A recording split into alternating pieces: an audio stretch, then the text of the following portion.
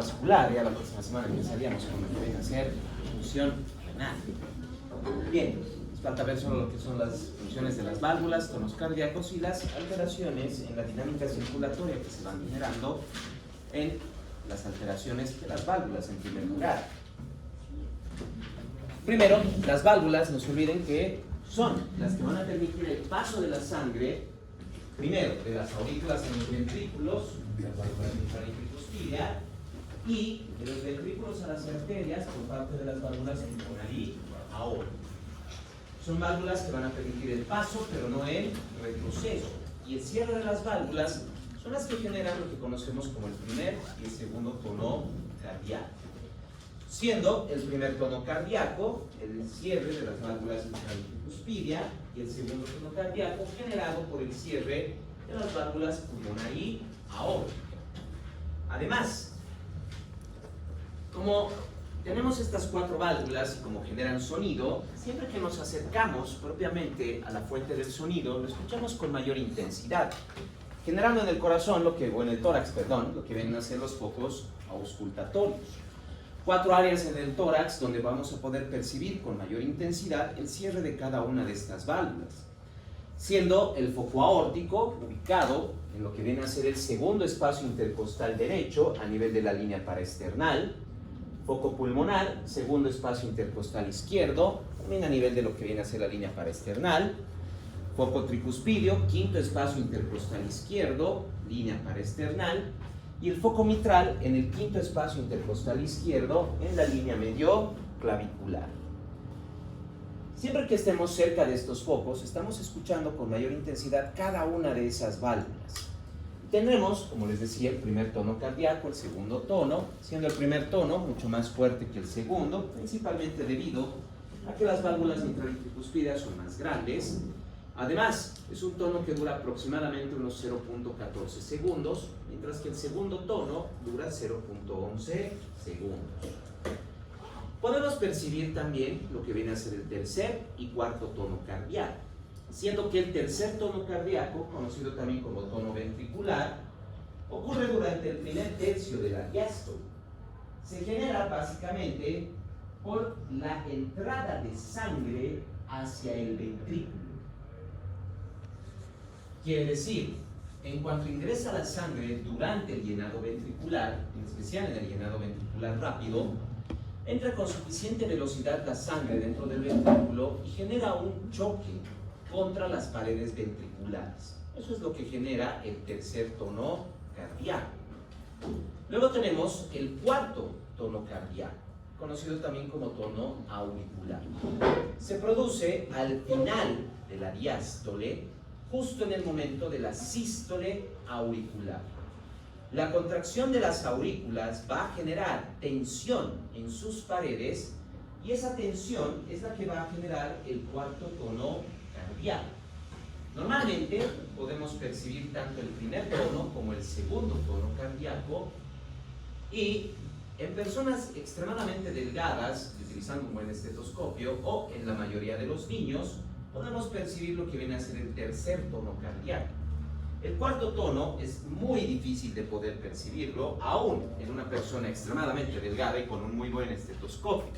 Generalmente el cuarto tono cardíaco se lo percibe más que todo cuando colocamos un micrófono sobre el tórax del paciente para registrar los diferentes sonidos que se generan dentro del corazón, lo que viene a ser propiamente el fonocardiograma, donde, como podemos ver, tenemos el primer tono más intenso que el segundo, un poco más de duración, 0.14 segundos, 0.11 segundos. Aquí tenemos el tercer tono cardíaco, justo el tono ventricular, y, como les decía, también el cuarto tono, mucho más suave y que es difícil, básicamente casi imposible de percibirlo en cualquier paciente. El tercer tono sí lo podemos percibir con mucha mayor facilidad. Pero no solo podríamos percibir lo que viene a ser el primer, segundo, tercer y cuarto tono. De hecho, pueden generarse también otros ruidos a nivel del corazón. Tenemos lo que vienen a ser chasquidos, frotes, rólidos, etc. Uno de los más comunes siempre van a ser los soplos, generados Propiamente por las lesiones valvulares que pueden provocar una de dos situaciones. O la válvula no logra abrirse adecuadamente, lo que provocaría que la sangre tuviera que salir por un espacio más reducido, ya sea de las aurículas a los ventrículos o de los ventrículos a las arterias. Como está saliendo por un espacio más reducido, genera un flujo con mucha mayor intensidad y fuerza, lo que va a generar un sonido, que nosotros lo percibimos como un soplo. Por otro lado, puede que la lesión de la válvula más bien provoque que ésta no se pueda cerrar. Si no se cierra la válvula, la sangre va a salir, va a pasar por la válvula, pero luego va a retroceder. Y el retroceso de la sangre a través de la válvula va a generar un flujo turbulento que también lo vamos a percibir como un soplo. Tanto entonces, durante la falla en lo que viene a ser la apertura o el cierre de la válvula, vamos a tener lo que son los soplos. La principal causa de las lesiones valvulares son las lesiones reumáticas. La inflamación, así como también lo que viene a ser la infección misma, en las lesiones reumáticas, son las que van a generar, ya sea en primer lugar una inflamación en el borde de la válvula, que como veces van a empezar a golpearse. Esto puede provocar que el tejido fibroso empiece a unirlas a las válvulas, provocando entonces que no puedan abrirse adecuadamente. O por el contrario, puede que lesione todo el borde de la válvula, provocando más bien que no pueda cerrarse ya también. En todo caso, se va a generar un soplo. Cuando no se puede abrir adecuadamente la válvula, se conoce como estenosis valvular. Y en el caso de que no se pueda cerrar la válvula, a eso se conoce como insuficiencia valvular. Y cabe resaltar además que las insuficiencias valvulares puede ser solo el impedimento de la válvula para poder cerrarse, pero también, y esto es bastante común en las válvulas mitral y tricuspidea, puede que más bien hay una ruptura de lo que son las cuerdas tendinosas, provocando que la válvula no solo no se pueda cerrar, sino que se abre hacia las aurículas, lo que se conoce como prolapso valvular. En cualquiera de los casos, ya sea la estenosis o la insuficiencia, vamos a tener propiamente lo que viene a ser un soplo. Y para poder identificarlo, no solo necesitamos recordar dónde se escucha el soplo con mayor intensidad, porque podemos llegar a percibirlo en todo el tórax, pero recuerden, tenemos 4 áreas donde vamos a percibir cada válvula con mayor intensidad. Quiere decir que el lugar donde percibe el soplo con mayor fuerza, esa va a ser la válvula lesionada. Entonces ya con eso tengo propiamente lo que es la válvula que se encuentra dañada. Para saber si es una estenosis o una insuficiencia, tengo que ver en qué momento voy a escuchar el soplo. Puede ser durante la sístole o puede ser durante la diástole. En el caso, por ejemplo, de lo que es la estenosis aórtica, es un soplo sistólico. No se olviden que durante la sístole, la válvula aórtica tiene que abrirse para permitir la salida de sangre desde el ventrículo hacia la arteria aórtica. O sea, lo que viene a ser la fase o el periodo de eyección. Entonces, si no se logra abrir adecuadamente la válvula, va a generar un soplo. La estenosis aórtica va a ser un soplo sistólico. Por otro lado, la insuficiencia aórtica, tenemos aquí, va a ser un soplo diastólico, ya que durante la diástole esta válvula debe cerrarse para evitar el retroceso de la sangre desde la arteria aorta hacia el ventrículo izquierdo. A nivel mitral, nosotros encontramos la insuficiencia mitral como un soplo sistólico. Durante la sístole, la válvula mitral tiene que cerrarse para evitar que retroceda la sangre por la contracción ventricular desde el ventrículo hacia la aurícula. Por lo tanto, si se genera el soplo en este momento, a este nivel, vamos a tener lo que viene a ser la insuficiencia mitral. Y la estenosis mitral va a ser más bien un soplo que se va a percibir durante la diástole, ya que es en ese momento donde tiene que abrirse la válvula para permitir el paso de sangre desde las aurículas hacia los ventrículos y generar lo que viene a ser el llenado ventricular. Entonces ahí tenemos lo que son los soplos sistólico y diastólico, tanto de estenosis como insuficiencia aórtica, o la insuficiencia mitral y la estenosis mitral. Pero eso va a generar una dinámica circulatoria bastante alterada. Repasando un poco lo que es propiamente, no se olviden, el ciclo cardíaco. A medida que va llegando la sangre a los ventrículos, estos se distienden y van a contraerse, enviando esa sangre con buena presión y volumen hacia lo que viene a ser, por ejemplo, la arteria aorta. Esa presión sistólica luego va a reducir hasta la diastólica, 80 milímetros de mercurio. Y sabemos que en el extremo arterial capilar la presión está en 35 milímetros de mercurio. Hay suficiente diferencia de presión para poder permitir que la sangre fluya por todo el árbol arterial. De 35 a 10 milímetros de mercurio en todo el extremo capilar. Entonces, por los capilares también hay una diferencia de presión que permite el flujo de sangre. Y en las venas no solo es la diferencia de presión, que puede ser muy poca, 10 milímetros de mercurio en el extremo venoso capilar y 0 en la aurícula derecha. Pero ya sabemos que para facilitar el retorno venoso tenemos la bomba venosa. Las válvulas en las venas, con la compresión muscular, cuando nos apoyamos, nos movemos, van comprimiendo las venas y van empujando sangre hacia la aurícula derecha, la función de la bomba venosa. Entonces, ¿qué alteraciones dinámicas pueden generarse si se altera la válvula? En el caso tanto de la estenosis aórtica como la insuficiencia aórtica, lo primero que va a pasar es que va a reducir el volumen sistólico. Sabíamos que el volumen sistólico es de más o menos unos 70 ml. O sea, el ventrículo recibe 120 ml, la fracción de eyección es del 60%, esos son 70 ml de volumen sistólico. No va a generar ninguna alteración durante la contracción. Pero el volumen es lo que cambia. La fuerza que va a generar el corazón no va a necesariamente generar mucha alteración, ya sea en el caso de la estenosis o en el caso de la insuficiencia. Lo que se altera es principalmente el volumen. En la estenosis, en primer lugar, el espacio por el que pasa la sangre se ve reducido, así que sale menor volumen sanguíneo. Y durante la insuficiencia, si bien el ventrículo puede bombear toda la sangre que necesita bombear, pero recuerden que la válvula no se cierra, así que aunque salgan los 70 ml, parte de este volumen va a retroceder hacia el ventrículo. En ambos casos me va a reducir el volumen sistólico. Como hay una reducción del volumen sistólico, el corazón va a tratar de compensar esto, aumentando su frecuencia y fuerza de contracción. En ambos casos llegamos al mismo punto, una hipertrofia del ventrículo izquierdo. En la estenosis, debido al cierre de la válvula, el corazón tiene que generar más fuerza para poder empujar más sangre a través de esa válvula cerrada. Por lo tanto, se va a empezar a hipertrofiar.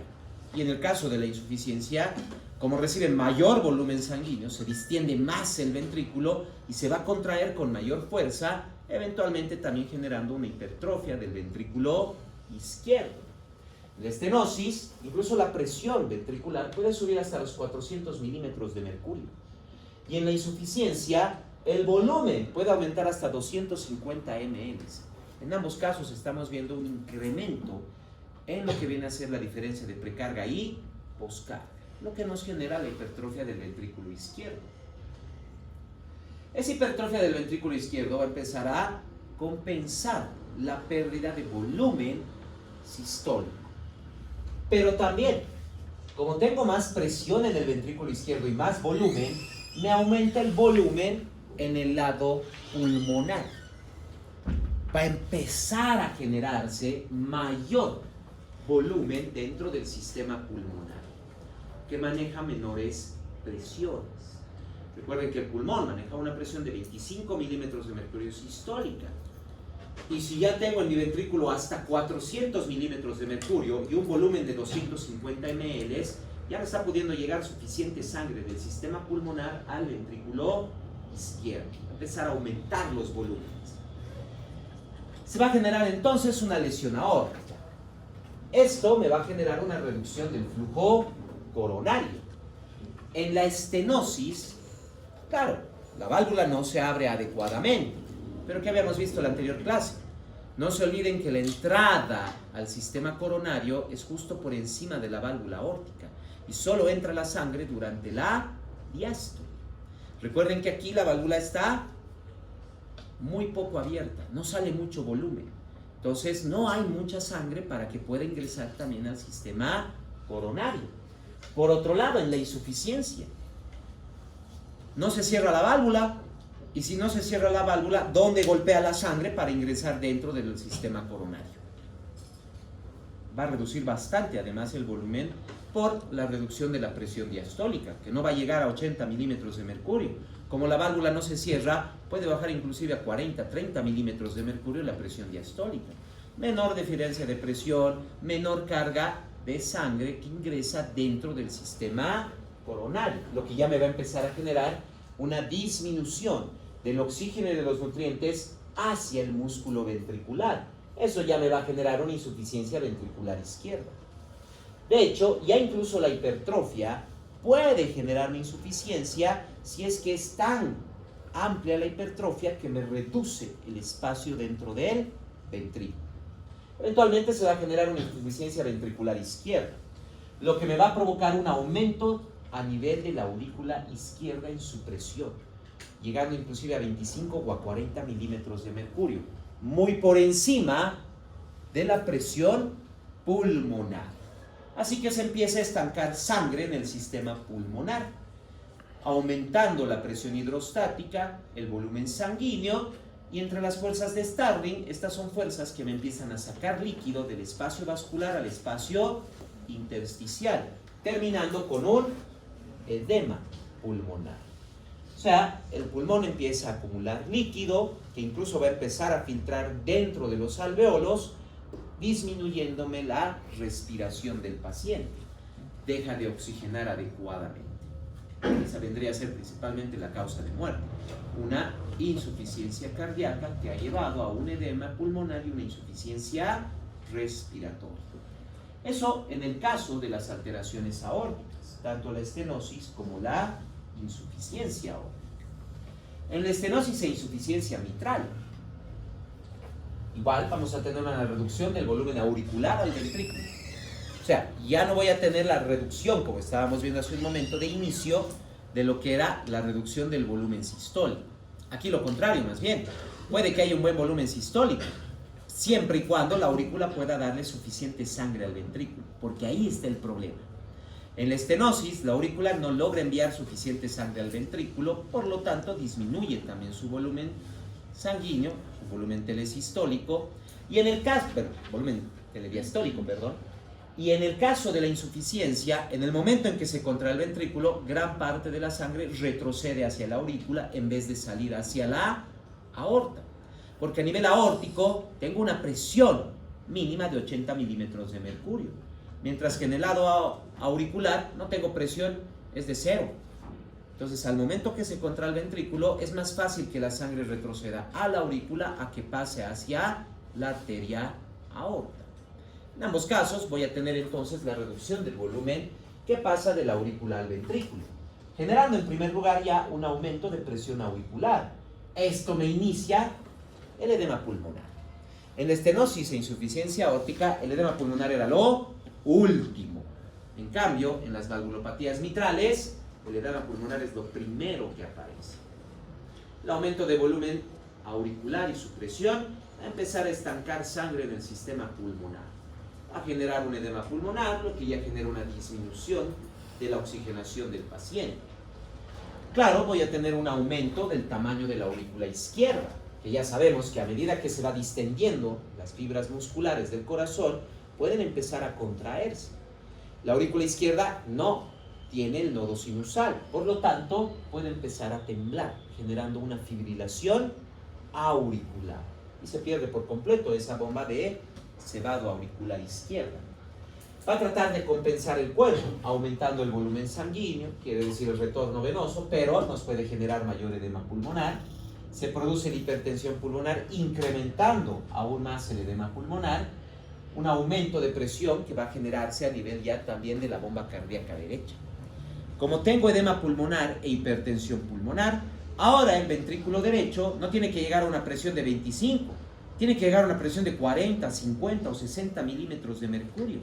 Ha aumentado su poscarga. Por lo tanto, tenemos hipertrofia del ventrículo derecho. Como ha hipertrofiado el ventrículo derecho, va a hipertrofiar la aurícula derecha. Y si está manejando mayor presión, nos está reduciendo la presión de llenado sistémico. ¿Recuerdan? Mayor presión en la aurícula y nos empieza a reducir el retorno venoso. Así que empieza a acumularse sangre ya también en el sistema venoso, ingurgitación yugular, aumento de volumen hepático, solo porque se está generando un mayor aumento de presión de la bomba cardíaca derecha. Insuficiencia cardíaca congestiva en este caso, porque se va congestionando todo el sistema venoso, aparte que ya está congestionado el sistema pulmonar. Son las alteraciones que se van a generar dentro de lo que son las alteraciones tanto valvulares, aórticas como mitrales. Ahora bien, si bien estas alteraciones son en último caso, en la mayoría de los pacientes las alteraciones valvulares no generan tanto problema de inicio, ya que tenemos una buena función de reserva cardíaca. Cuando veíamos el ciclo cardíaco, no se olviden que el corazón tiene mayor capacidad de distensión, frecuencia y fuerza de contracción. Lo que quiere decir que durante el reposo realmente utilizamos solo una fracción de la capacidad cardíaca que tenemos. De hecho, ya habíamos visto en la anterior clase, el corazón en reposo solo recibe 3 a 4% del gasto cardíaco. En cambio, en ejercicio puede llegar inclusive hasta 20% del gasto cardíaco. Puede aumentar hasta 4 o 5 veces más. De igual manera, eso se ve reflejado en lo que viene a ser la misma bomba cardíaca constantemente. En reposo, la mayoría de los pacientes con valvulopatías, ya sea estenosis o insuficiencias, no tienen ningún problema circulatorio, a menos que la válvula realmente esté completa y totalmente dañada. La mayoría de las veces, las alteraciones valvulares toman mucho tiempo en generar las alteraciones dinámicas que acabamos de ver. Al principio no se tiene ningún tipo de signo, síntoma, excepto el soplo que podamos percibir al escuchar el corazón del paciente. Pero sí podríamos encontrar alteraciones dinámicas en ejercicio. En ejercicio aumenta la demanda de nutrientes y oxígeno por parte de los tejidos corporales, principalmente los músculos. Y ya vimos la anterior clase que el corazón es el que tiene que compensar esto, aumentando tanto su frecuencia como su fuerza de contracción, llevando mayor volumen sanguíneo, aumentando el gasto cardíaco, lo que aumenta el retorno venoso. Hemos estado viendo todas estas clases, esos temas. Entonces, si ya tengo una lesión valvular que me está generando una disminución del volumen de sangre y de las presiones, eso me va a generar que en ejercicio es donde voy a tener los primeros rastros, o por así decirlo, las primeras pistas de que mi paciente tiene un problema valvular. O sea, en ejercicio es donde empieza a aparecer la insuficiencia cardíaca. Con el tiempo, a medida que va empeorando la situación para el paciente, la lesión de la válvula incluso se hace cada vez más severa. No solo ya sería en ejercicio, tal vez sería al subir gradas, al asustarse, al agitarse levemente en un estado de ansiedad. Y por último, mi paciente ya entra en insuficiencia cardíaca, incluso en reposo al dormir. Poco a poco va empeorando la situación, siempre y cuando no se vaya a diagnosticar y tratar la patología valvular. Y no es la única causa de alteraciones en la dinámica circulatoria, porque podemos tener otras alteraciones, por ejemplo las cardiopatías congénitas, que pueden generar estenosis tanto arteriales como también valvulares, generando lo que habíamos visto ya en lo que vienen a ser las estenosis, ya sea aórtica, mitral, o también podría generar cortocircuitos, o sea, paso de sangre entre el circuito pulmonar y el circuito aórtico. Tenemos el cortocircuito de izquierda a derecha, que viene a ser el paso de sangre del sistema periférico hacia el sistema pulmonar.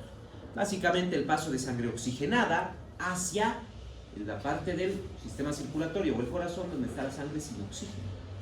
O, peor aún, el cortocircuito de derecha a izquierda, donde vamos a ver paso de sangre venosa directamente al sistema circulatorio periférico. En vez de ir hacia el pulmón, directamente va a pasar hacia el sistema arterial. Mucho más peligroso porque estamos viendo entonces que al menos en el cortocircuito de izquierda a derecha es más que todo una recirculación sanguínea. La sangre que ha venido del pulmón y que está completamente oxigenada va a volver a ingresar al sistema pulmonar y va a volver a pasar por ahí. Básicamente, pero sigue oxigenándose. En cambio, en el cortocircuito de derecha a izquierda, sangre sin oxígeno, sangre venosa, pasa directamente al sistema circulatorio periférico, disminuyendo la concentración de oxígeno en la sangre arterial, lo que ya genera problemas en las personas. Uno de estos cortocircuitos, principalmente el cortocircuito de izquierda a derecha, es la persistencia de conducto arterioso, que es este soplo que tenemos aquí abajo. El conducto arterioso, ustedes recordarán, es un pequeño vaso que se encuentra entre lo que viene a ser la arteria aorta y la arteria pulmonar. Muy importante durante el periodo embrionario fetal. Cuando estamos en el periodo embrionario fetal, en la vida uterina, no respiramos.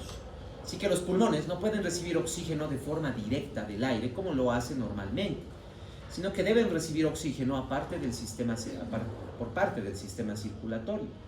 Pero normalmente los pulmones reciben sangre sin oxígeno. Entonces, esa es la función que tiene el conducto arterioso.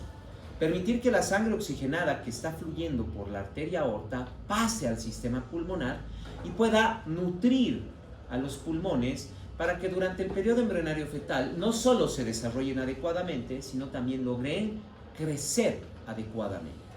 Si se generara alguna alteración y se cerrara o no se formara el conducto arterioso, los pulmones no se formarían o no crecerían, no se desarrollarían, lo que es incompatible con la vida. Ni bien nace el bebé y cortamos el cordón umbilical, ahora depende de sus pulmones, pero no están desarrollados adecuadamente, va a entrar en insuficiencia respiratoria y muere el recién nacido.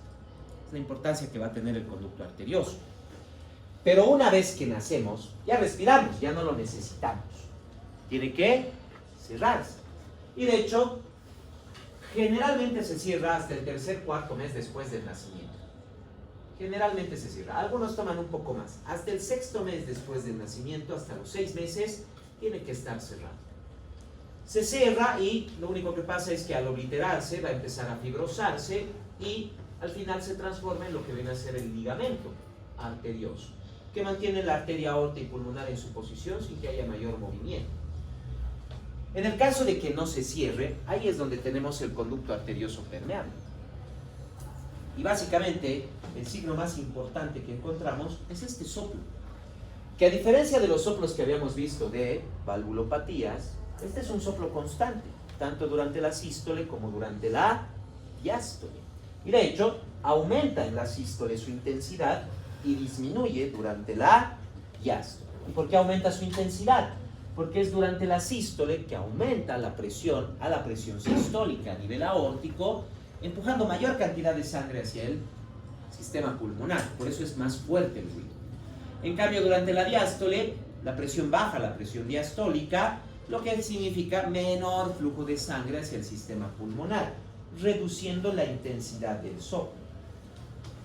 Si alguna vez han escuchado una ecografía obstétrica, o sea, la ecografía en las mujeres embarazadas, al escuchar la frecuencia cardíaca fetal o fetocardia, no han escuchado sonidos golpeando las válvulas, sino han escuchado ese sonido, el soplo de lo que es el conducto arterioso permeable. Todo recién nacido lo tiene. En todos los recién nacidos es normal ese soplo, que se escucha principalmente en la parte superior del tórax, alrededor de la horquilla del esternón. Ahora, debe desaparecer, tiene que cerrarse. Pero si no se cerrara, ¿qué va a pasar? Primero, es un cortocircuito de izquierda a derecha. Quiere decir, está pasando sangre oxigenada arterial directamente hacia el sistema pulmonar. Una recirculación pulmonar. ¿Qué va a provocar? Un aumento de la reserva, una reducción de reserva cardíaca. ¿Por qué? Porque aunque el corazón está bombeando, supongamos 70 ml, una parte de este volumen se va de nuevo al pulmón. Así que efectivamente la bomba cardíaca reduce 50, 40 ml. Esto me va a reducir la respiración, porque como tengo mayor volumen sanguíneo dentro del pulmón, me genera edema pulmonar.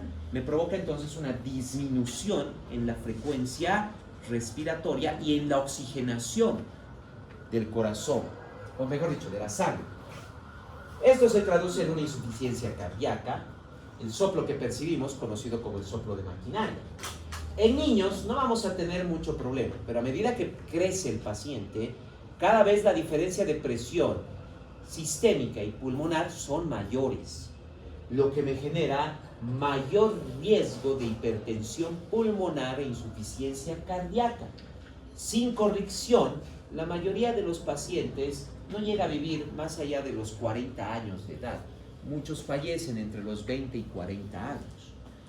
Y eso es básicamente porque se genera un edema pulmonar, nos genera hipertensión pulmonar, edema pulmonar, insuficiencia cardíaca, acumulando sangre del sistema venoso, lo que ya nos va a generar alteraciones hemodinámicas, la formación de coágulos, hipoxia de varios tejidos y claro, en cuanto el paciente haga algo de ejercicio o genere alguna situación de estrés, su corazón no logra bombear suficiente sangre para compensar las necesidades de oxígeno y metabólicas de los tejidos.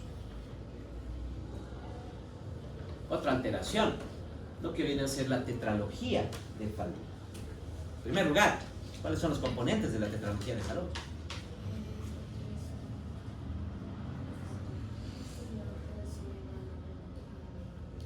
¿Cuáles son las 4 alteraciones que se generan? Comunicación interventricular. ¿Ya? Estenosis. ¿Ya? No, no hay fístula aquí. Hay una estenosis, sí. ¿Ya? Falta uno. Estenosis. Bien. En primer lugar, la tetralogía de Fallot es un cortocircuito de derecha a izquierda. O sea, la tetralogía de Fallot es paso directamente de sangre sin oxígeno venosa hacia la arteria aorta. Como está pasando sangre sin oxígeno venosa hacia la arteria aorta, esto va a generar cialosis, una coloración azul. ¿Por qué? Porque estamos generando un flujo venoso directamente en el sistema aórtico periférico. Entonces está pasando sangre sin oxígeno, lo que va a provocar una coloración azul.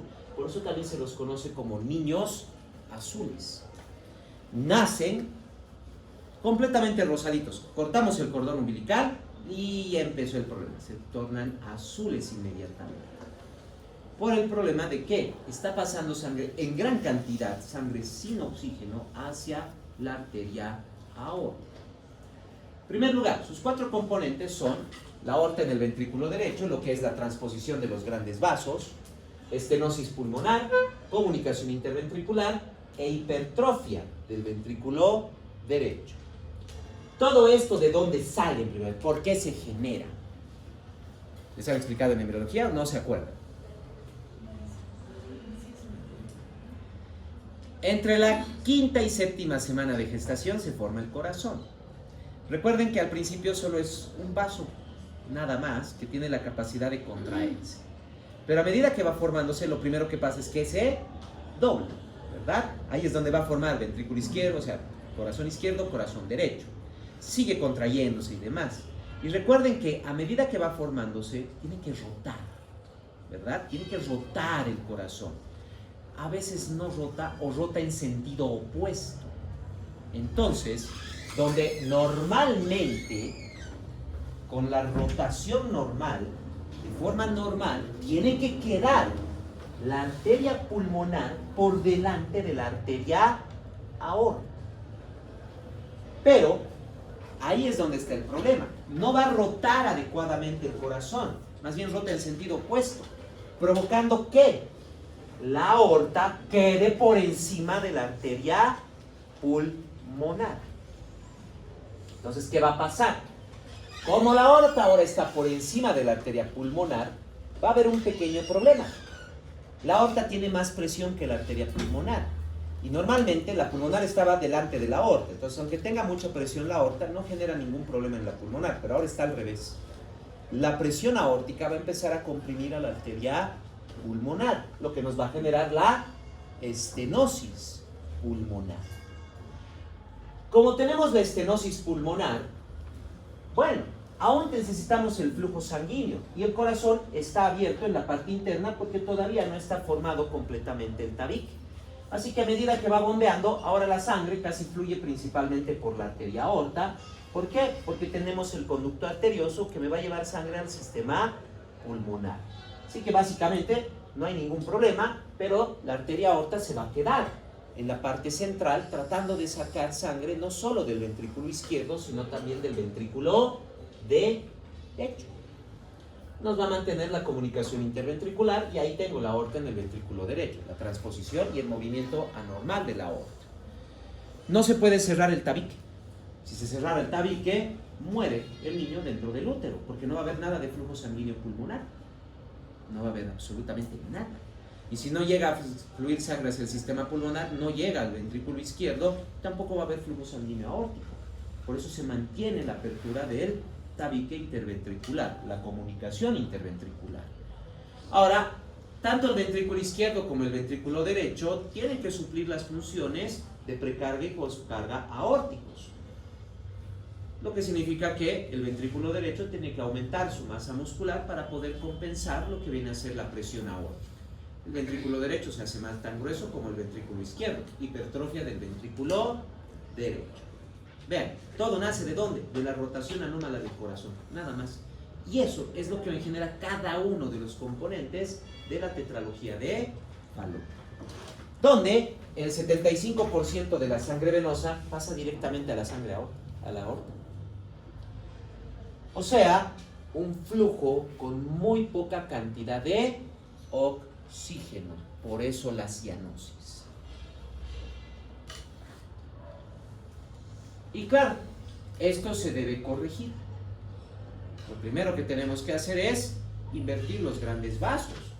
No se olviden que está la aorta sobre la pulmonar. Pues lo primero que hacemos es cortar estos vasos y colocar la arteria pulmonar delante de la arteria aorta. Y claro, cerramos el espacio interventricular y de esa manera logramos corregir lo que viene a ser la tetralogía de Fallot. Es una de las patologías más severas que podemos encontrar de malformaciones congénitas y con alto riesgo para la vida del paciente porque es cortocircuito de derecha a izquierda.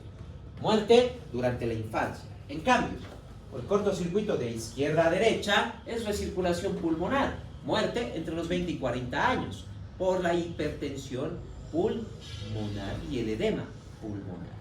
En cambio, los cortocircuitos de derecha a izquierda directamente pasa sangre sin oxígeno al sistema periférico. Se está asfixiando lentamente el paciente. Las causas de anomalías congénitas pueden ser múltiples. Pueden ser, por ejemplo, por malnutrición durante el embarazo, lo que dificulta que se pueda desarrollar adecuadamente los tejidos. Pueden ser también causas idiopáticas directamente. Es una situación que se genera aún con todos los controles, aunque el embarazo vaya todo tranquilo, puede generarse a veces una malformación congénita.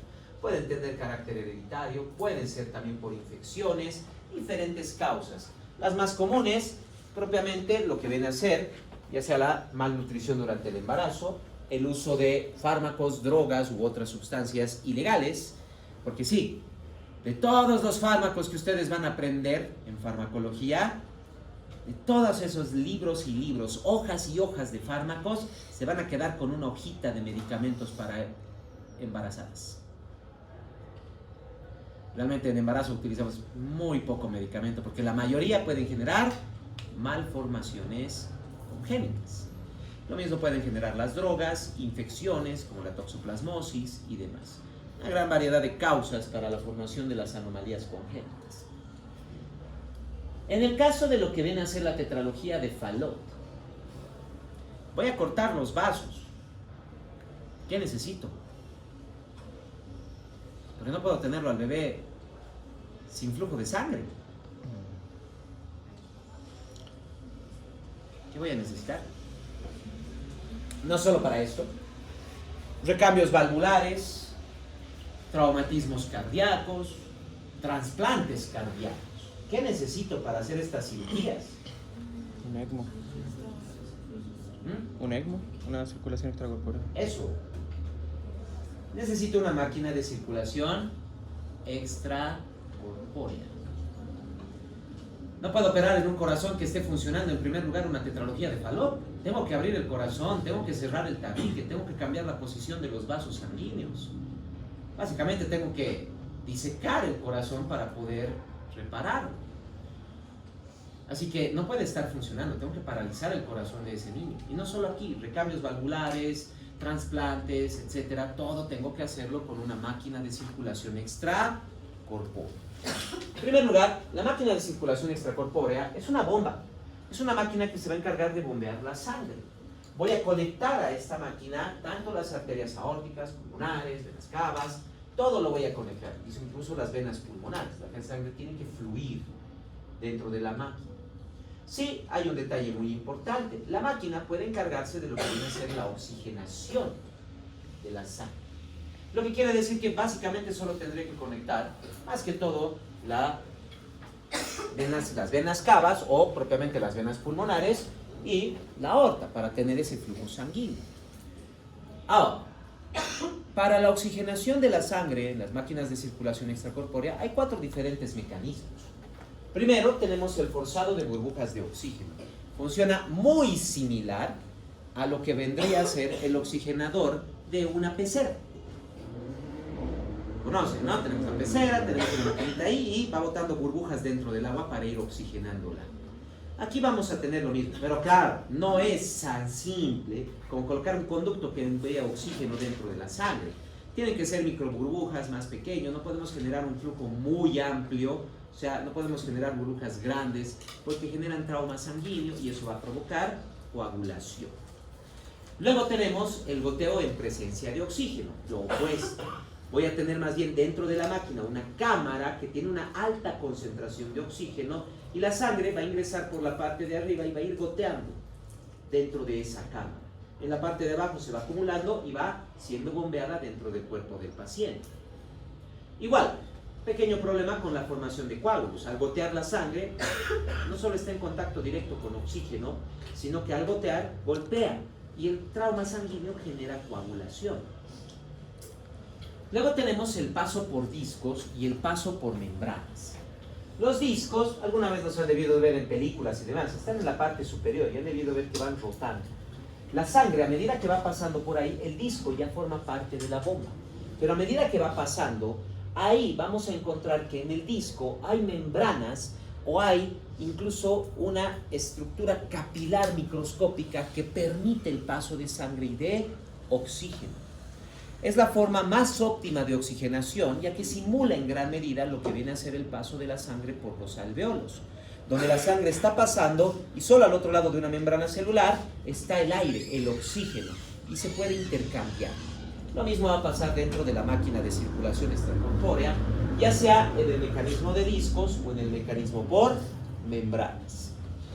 Las máquinas de circulación extracorpórea no utilizan utilizan por lo menos 2 sistemas de oxigenación para garantizar la oxigenación de la sangre. Hay máquinas que tienen incluso los 4 sistemas y que pueden ir cambiando o alternando dependiendo de las necesidades o de lo que tengamos durante la cirugía. ¿Qué problemas vamos a tener en primer lugar? Si bien la mayoría de los conductos y del material que se utiliza en contacto con la sangre dentro de la máquina de circulación extracorpórea son biocompatibles. Quiere decir, son silicona y otros elementos que no van a reaccionar de forma errática con la sangre y al estar forrados por silicona no generan rugosidad que pueda provocar coágulos. Pero aún así, existe el riesgo de que se genere hemólisis, en especial en lo que viene a ser el forzado de las burbujas, porque va a generar que algunos de los eritrocitos puedan romperse. No se olviden que ya de por sí los eritrocitos solo viven 120 días y cerca de esos últimos días su membrana es extremadamente frágil Y si yo estoy bombeando, o sea, forzando oxígeno dentro de la sangre, lo estoy dejando gotear, no solo estoy activando la coagulación, estoy generando golpe en los eritrocitos y pueden empezar a romperse, me va a generar hemólisis. El otro punto, coagulación, riesgos de coagulación. Si bien son biocompatibles, aún así el riesgo de coagulación existe. Claro, bastante reducido, pero sigue existiendo. Pueden generarse émbolos gaseosos, esto principalmente por el forzado de burbujas, pero también podemos presentarlo en cualquiera de los otros mecanismos, no por básicamente el mecanismo de oxigenación, sino porque, no se olviden, la máquina en primer lugar está vacía, no la puedo tener con sangre guardada en el quirófano.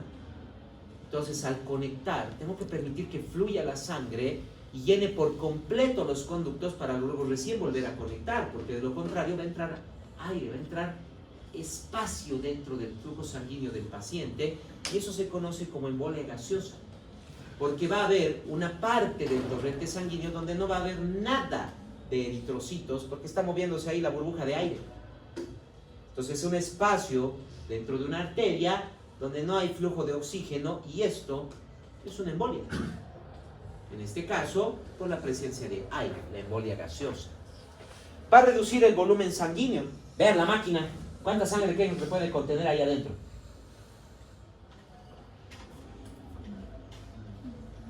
¿Cuánta sangre le calculan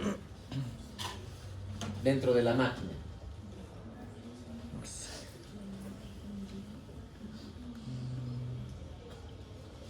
Un tercio volumen no debe ser de la sangre, ¿no? Ya, un tercio, digamos unos 2 litros. Exagerando, pongámoslo en 1 litro.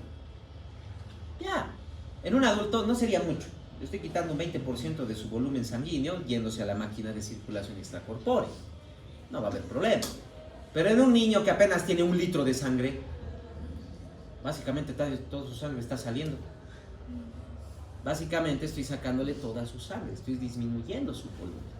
Es por eso que en las máquinas de circulación extracorpórea, y en especial en pediatría, no solo voy a tener la máquina, sino que el paciente va a estar con sangre. Vamos a tener unidades de sangre ahí para poder llenar la máquina sin que se genere esa alteración de volumen sanguíneo. Puede haber falta de oxígeno. ¿Por qué? Puede fallar algunos de los mecanismos de oxigenación. Por eso les decía, la mayoría de las máquinas mínimo utilizan 2 sistemas de oxigenación. Muchas van a tener los 4 sistemas.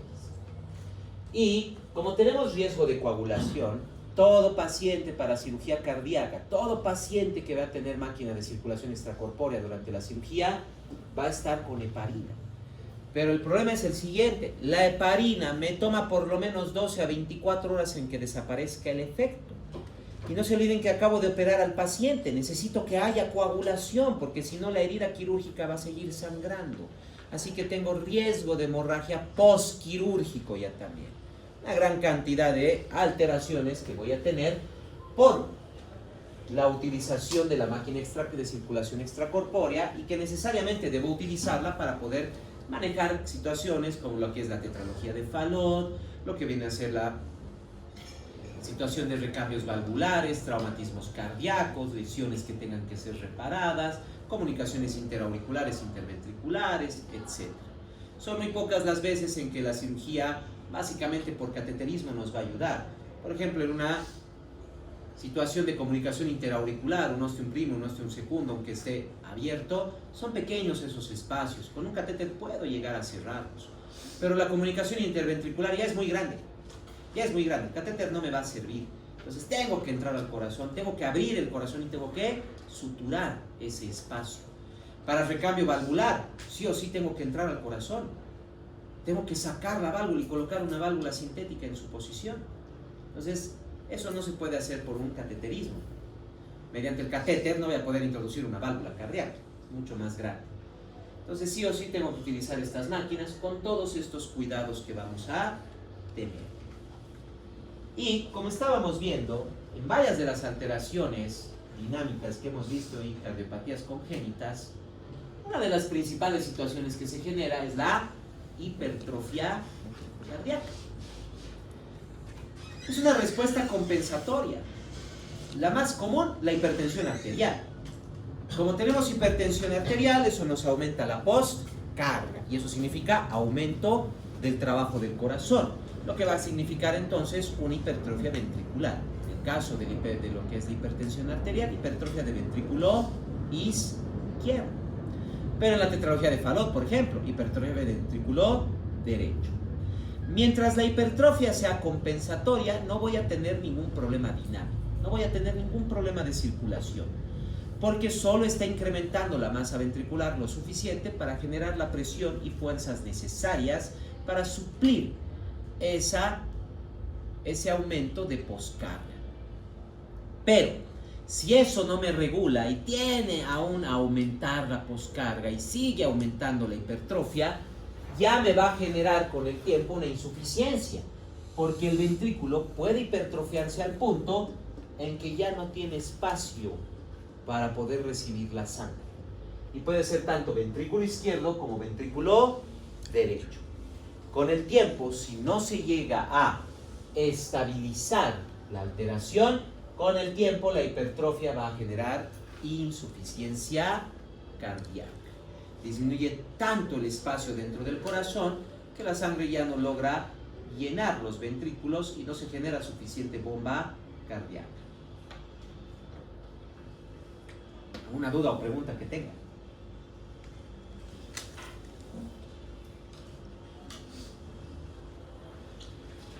Dudas, preguntas.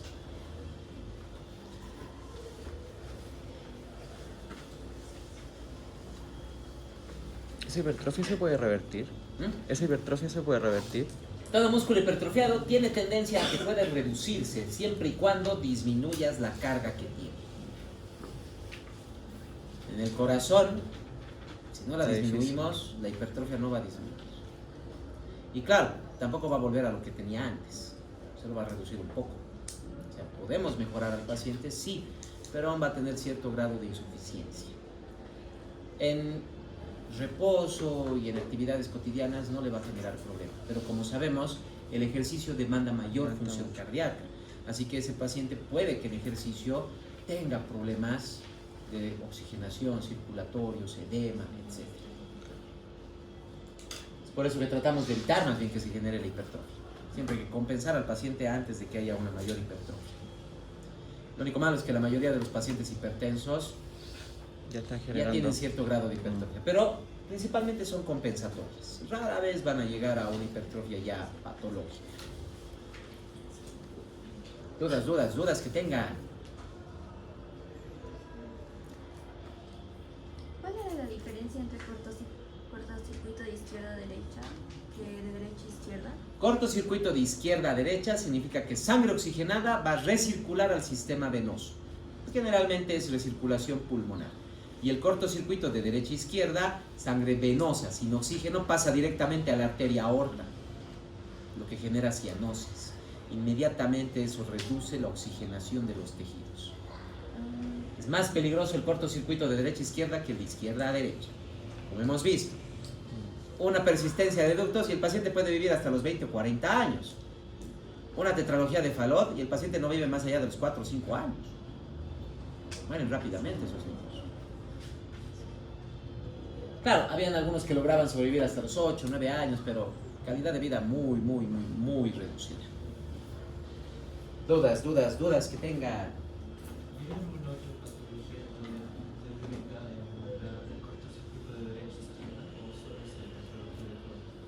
O sea, muchos cortocircuitos se generan básicamente por cardiopatías congénitas, pero un cortocircuito de derecha a izquierda, por ejemplo, puede generarse con fístulas. La comunicación interventricular son cortocircuitos de derecha a izquierda, aunque no haya tetralogía de Fallot. Hay niños que nacen con ostium primum, ostium secundum aún presentes. Entonces eso es cortocircuito de derecha a izquierda, porque la sangre venosa va a pasar hacia el ventrículo izquierdo y va a empezar a fluir por ese lado. Ahora, podemos tener también fístulas arteriovenosas que puedan permitir cortocircuitos. Generalmente esos son de izquierda a derecha. ¿Por qué? Porque la arteria tiene más presión que las venas. Entonces va a pasar la sangre directamente. Como habíamos visto anteriormente, no se olviden que en las diálisis nosotros generamos una fístula. lo que provoca recirculación de la sangre arterial hacia el sistema venoso, recirculación pulmonar. ¿Qué más? ¿Qué otras dudas?